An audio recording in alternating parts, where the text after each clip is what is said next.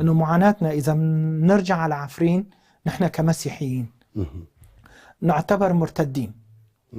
فهذا نقطة كمان، انه ما في حماية دولية او ما في منظمات يعنيك على ارض الواقع لا تحمي هدول الناس اللي امنوا بدهم يعبروا عن ايمانهم، ومن حق اي انسان يعبر عن ايمانه.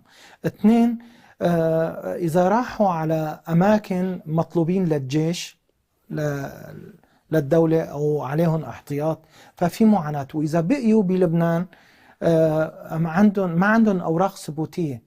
في منهم لما هاجروا احترقت بيوتهم، هوياتهم ضاعت بالطريق، اوراقهم ضاعوا. في اشخاص كتير مكتومي القيد.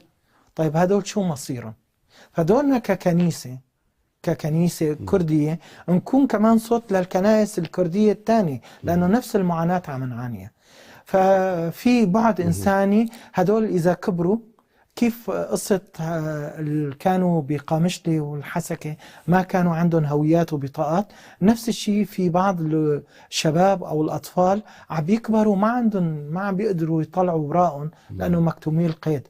فجيت لحتى شارك هالمعاناة، وهن يحطوا إيدهم كيف بيقدروا يوصلوا الصوت للمنظمات الدولية الكبرى أو المحافل، لحتى نكون عم نحمي هذا الجيل والكنائس والأجيال اللي عم تطلع من الضياع ومن الأوضاع اللي عم بتصير بالوطن العربي وخاصة بلبنان.